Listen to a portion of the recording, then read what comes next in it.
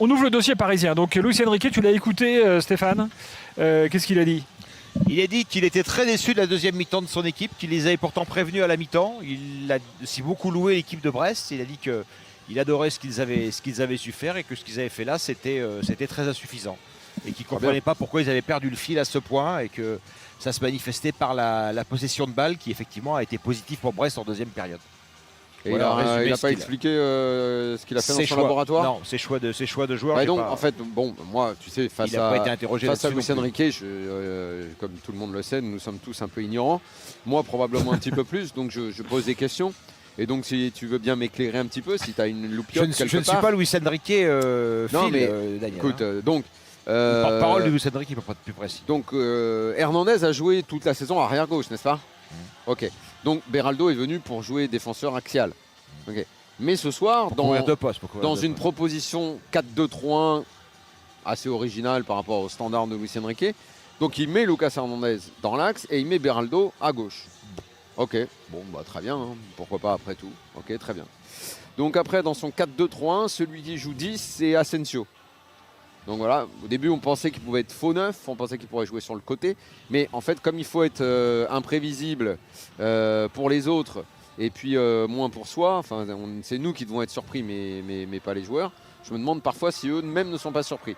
Et puis après, Kolo Muani qui est vraiment le pauvre Kolo Muani, vraiment lui et Vitinha de l'OM, il faudrait qu'il fasse le cercle des dépressifs de la Ligue 1, et donc bah, pourquoi Dembélé ne joue pas en fait ? Qui a marqué, hein. Ouais. Ok. Pourquoi Dembélé joue pas ? Puisque lui, il allume sur le côté droit, alors que l'autre, à chaque fois, il y avait un truc qui fonctionnait bien à Paris depuis le début de l'année, c'était le côté droit. Et donc Hakimi est à la canne et Dembélé sur le banc. Donc il s'est dit, comme Hakimi n'est pas là, Dembélé joue pas parce qu'en fait, c'est quand vous êtes tous les deux, parce que si vous n'êtes pas là tous les deux, ça marche pas. Et puis Zahir Emery au milieu de terrain, en fait, c'était trop bien quand il y jouait depuis le début de la saison. Donc j'ai dit, tu vas aller jouer arrière droit un petit peu. Et puis, comme j'avais essayé Crème Solaire arrière droit, c'était pas si mal, curieusement, mais non. Tu vas rester sur le banc, c'est Zahir Emery qui va jouer là, et puis on va faire autrement. Voilà. Bon, bah écoute, Daniel, moi je sais pas. Est-ce que la raison du match du PSG est là ? C'est-à-dire que j'en sais rien. Est-ce que c'est pas non plus dans le comportement individuel de chacun, écoute, dans leur manque d'engagement collectif ? Probablement, Stéphane. C'est en termes d'implication personnelle, je pense que c'est le plus mauvais match de la saison. Ouais. Parce que même quand il faisait son labo, moi je trouvais qu'au minimum, il y avait une vraie implication collective, personnelle des joueurs et tout. Bon, autre question que j'ai toujours surtout en menant 2-0, surtout que ça intervient à un moment l'équipe mène 2-0, c'est ça qui interpelle. Comme après, tout le monde maintenant, parce que finalement tout le monde est convaincu à part moi, par le positionnement de Mbappé, tout le monde trouve qu'il est absolument génial en neuf. Bon, bah, peut-être qu'on aura trouvé qu'il est génial ce soir en neuf et que Barcola lui est supérieur en tant que joueur. En plus, il fait plutôt un bon match. Le meilleur parisien. Oui, mais moi, je préférais quand même que ce soit Mbappé qui aille là-bas et qu'on joue avec un neuf. Mais il n'y en a pas. 180 millions, c'était pas assez pour en acheter.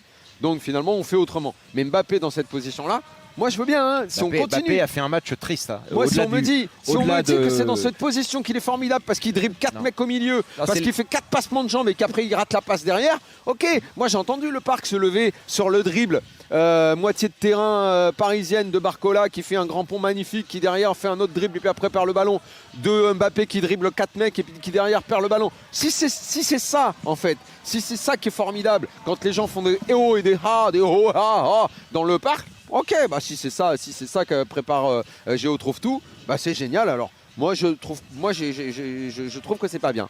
Et Mbappé, je n'arriverai jamais à me faire à ce positionnement. C'est comme ça. Prochain match, Barcola sera suspendu parce qu'il a pris 2 cartons rouges. Tout à fait. Je me demande qui jouera en haut à gauche. Ah. Puisque visiblement il ne veut plus entendre parler d'Mbappé dans cette position-là. Il en a fait son meneur de jeu, son homme à tout faire, qui se perd en dribble dans tous les sens, en ouverture, je sais pas, il veut absolument tout faire. Je sais pas. On ne voit plus ce qui fait la force de Mbappé, c'est les débordements, les accélérations, les frappes. Il n'a pas réussi à frapper aujourd'hui parce qu'il était contré. Forcément, il était pris dans une charnière centrale performante ce soir. C'est curieux. Je sais pas, il y en a qui trouvent que c'est bien cette position-là. Je n'arrive pas à comprendre. Merci Lucas. Comprenez-vous ? Merci. Justement, quelque chose. Stéphane, écoute. Vraiment, je suis le seul à penser ça. Non, je suis d'accord. Non, mais c'est vrai que c'est complètement incohérent de claquer. Mais bon, c'est la gestion du PSG, hein, qui est la seule gestion au monde qui peut se permettre de claquer 180 millions dans un poste et de ne pas les faire jouer. Quoi. Il y a que là que c'est possible. Non, mais donc, on constate que Kolo Muani soit pas en confiance, qu'il n'y arrive pas. Ok, très bien. Après, il est beaucoup allé à gauche ce soir, Mbappé. Il a été, encore une fois, bien pris. Il a été partout, puisqu'il a ce concept de liberté totale. Bon, Ramos, visiblement, ça lui plaît pas. Je sais pas, il aurait dû le dire dès le mois d'août. Luis Campos, je le prends pas les deux, là. Je les aime pas, c'est des tocards. J'en veux pas. Bon, ok, très bien. Donc, il a personne d'autre à jouer là. Donc, c'est Mbappé qui joue comme ça.